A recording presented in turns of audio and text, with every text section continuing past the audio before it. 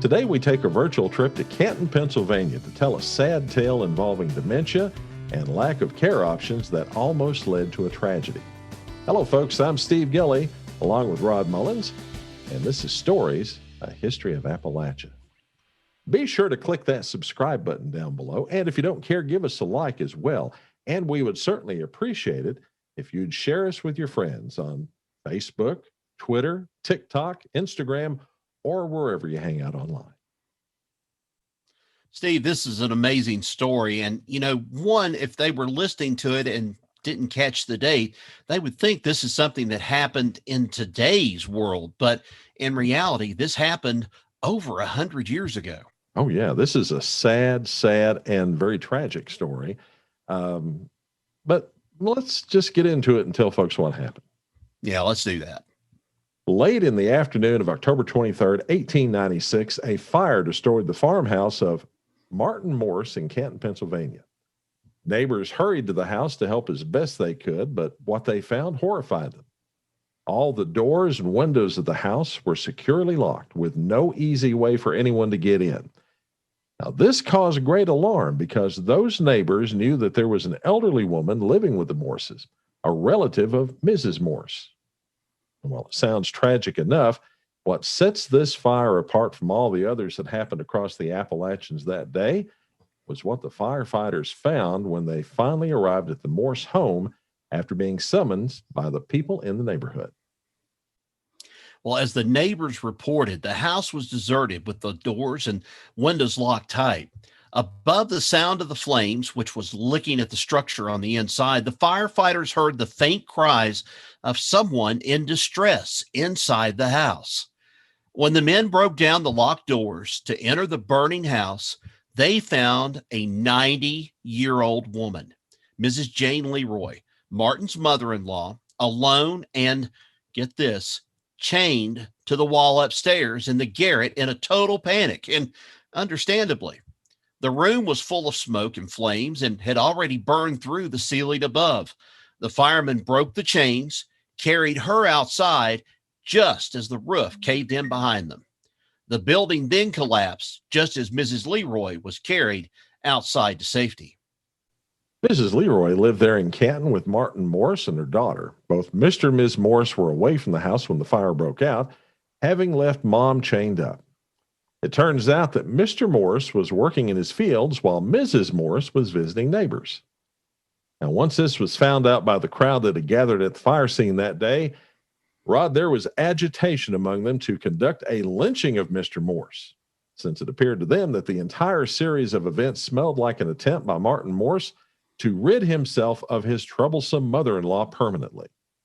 Well, authorities soon arrived and put a stop to the talk of a lynching, calming the crowd down with the promise of a full investigation into the matter.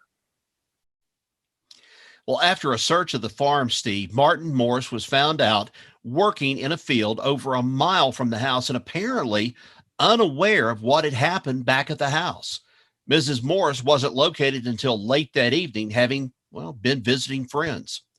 Mr. and Mrs. Morse, though, explained that Jane Leroy, who had been living with them, had become childish and insane, and it wasn't safe to allow her to be alone for fear that she would hurt herself unintentionally.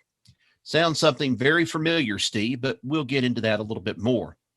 To keep her from doing herself harm, the couple had taken to chaining, that's right, chaining Grandma to the wall when it was necessary for both of them to leave the house at the same time.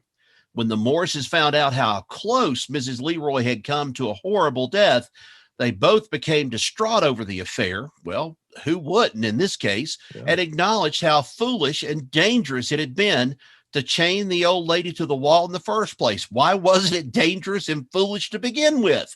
Well, it was, and they later became distraught over the whole thing. Yeah, well, investigators later determined that the fire was caused by a lye pot stored in the woodshed attached to the house. Well, the shock of the incident was apparently too much for Ms. Leroy, and she passed away pretty soon after. Martin Morse himself was born in Leroy Township, Pennsylvania on May 18, 1849. He had a successful farming and dairying career until ill health occurred in his family, and he retired to Canton. No word on what, Rod, if anything, happened to the Morses over this incident. However, certain things did happen to Mr. Morse over the next few years. You want to hear about what happened? Oh yeah, we need to tell folks what happened with these little things that kind of just popped up along the way. Yeah, a little Schadenfreude, I do believe.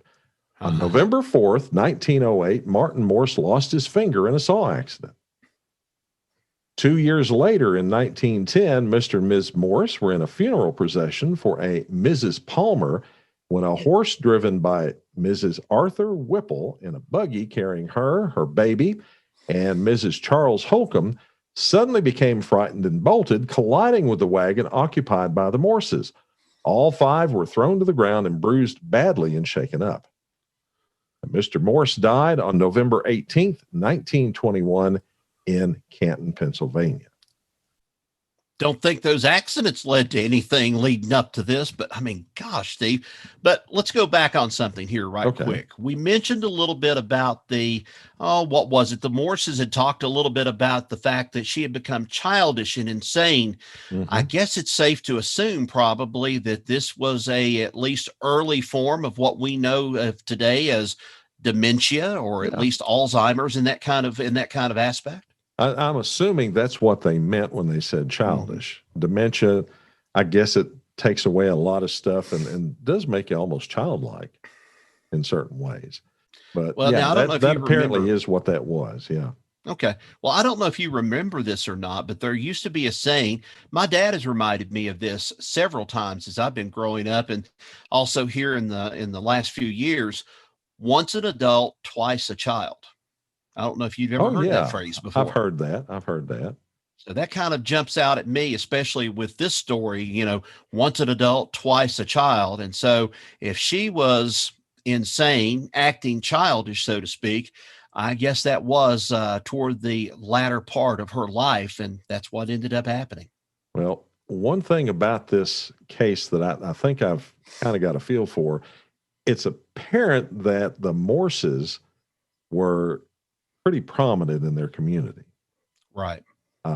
In fact, they kind of palled around with some of the more powerful people there, including a congressman from that district who actually at one point ran for president on a anti-Semitic, almost fascist platform. Yeah. Wow. I don't know how close they were to him, but yeah, he's one of the folks that they ran around in the same circles. And I guess that's probably why nothing really bad happened to them, because of what happened to Miss Leroy. Right. Sad all the way around, but still, it's one of those first examples, I guess, at least to us while doing the podcast here, of the mention, or at least of something having to do with dementia, and really how people back almost over 100 years ago handled things like this. Yeah, some people, at least. That's very true. And folks, that's the story of an elderly woman nearly burned to death in her family's home. Another bit of the history of this place we call home, Appalachia. Thanks for listening. Till next we meet, so long, everybody.